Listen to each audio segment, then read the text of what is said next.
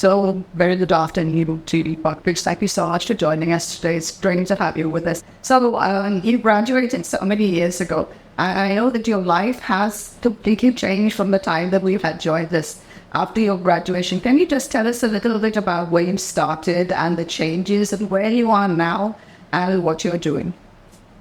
First of all, thank you for having me here. I actually graduated in 2006, joined Infosys right after college, spent 14 and a half years with them across 3 continents, 42 countries, been a lot of work for Fortune 500 companies.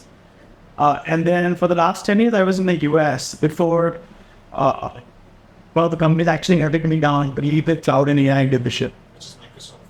So I'm right now with Microsoft as a product leader, working in the space of cloud and AI. So I mean, it's been a phenomenal journey, both in the field of tech, and I think I still owe a lot to provide from what I gathered in the coding life now.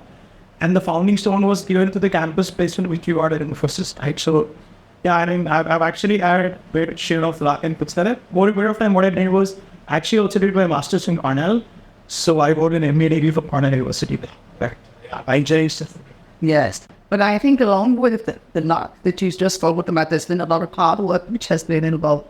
How have you taken yourself from a graduate in Rupa Datta to now working with Microsoft at San Francisco?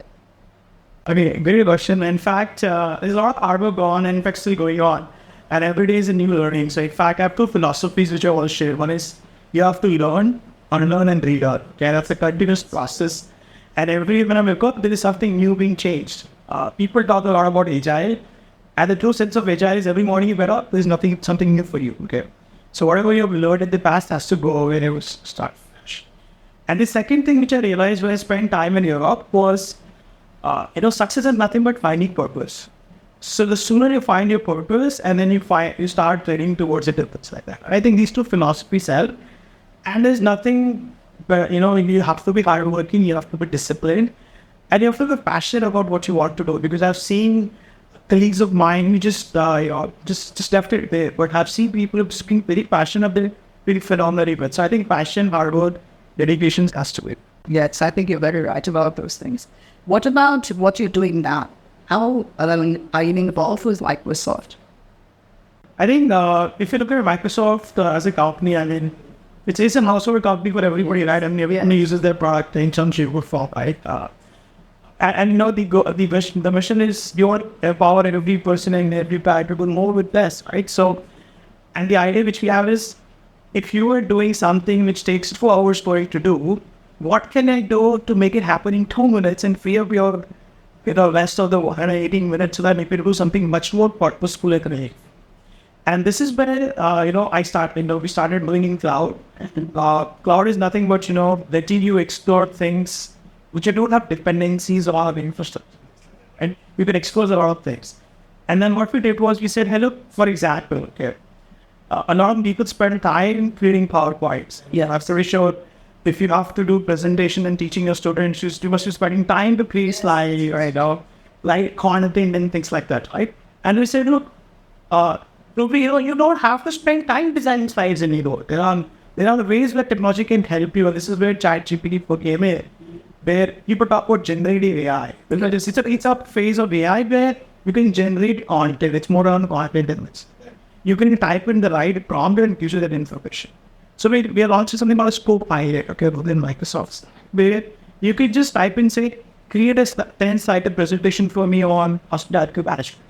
And it just does it for the next 30 seconds. Or if you say, what are the 10 burning topics in hospitality? And it creates an inside document which you can share with people, and start a conversation.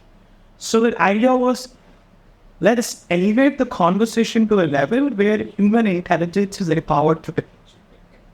And that is the goal which we're at. So what you're saying, and this is very important, is to understand that AI is here to empower us.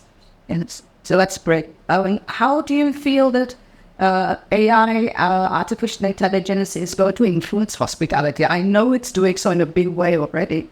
How do you think it's going to kind of help us and empower us?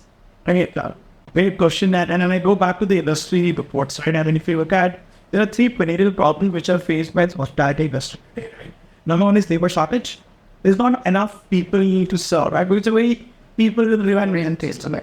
Second, there's a huge amount of focus on sustainability, whether it's food management or resource management and things like that. And the third around what we call is hyper-personalization. I'm not calling it personalization, hyper-personalization and, customer service and I think these are the three areas where you would see phenomenal support from AI in the next 12 to 18 months. And I think the simplest of example.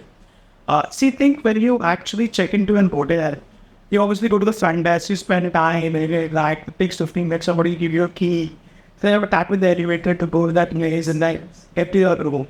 And the entire process somewhere takes on 15 to 20 minutes. For your time, yes. For the associate's time as well, that's 30 minutes. Now to the AI, if I've been very regular to the hotel, they know my preferences, they know what view do I like, what bed color I like, what what am I doing and things like that, right? So everything can be personalized.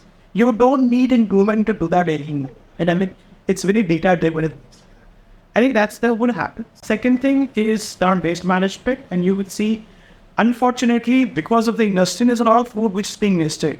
There's a lot of light which is being wasted. There's a lot of water being wasted. And I shouldn't be blaming the industry, it's consumers like us, right? I mean, if I want to do a shave, I'll put the tap on and I'll keep on. If I'm at home, I will not do that because of my water bill.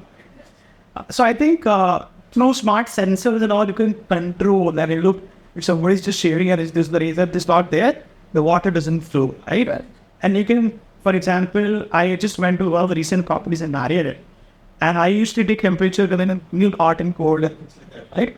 And in the shower temperature was preset for me. Okay. So that is the hyper-personalization you're talking about, right? Where you don't have to worry anymore. You don't have to call a front desk 20 times, say, why this not, this not. So I think AI is going to help you about this, we believe. So that's great news for our graduates who are going into the industry, because we have a scope to teach them about what is going on in hospitality and how it can help them, guard the best jobs in the industry. In fact, to your point, not just the graduates, but in fact, people who are in the industry as well. Yes. Because even for us, right, as technical people, we had, like I said, unlearning and relearning is a phenomenon, right? So we have to unlearn a lot of things which we're doing, right? Like, for example, taking minute notes, deciding action items, and, following up and things that everything are automated, right? So, I mean, you have to unlearn the habit of taking notes, just focus on the conversation, right? And that is what I was telling people, that now one part of a distraction is going away because you don't have to worry about what are the notes and what are the action items.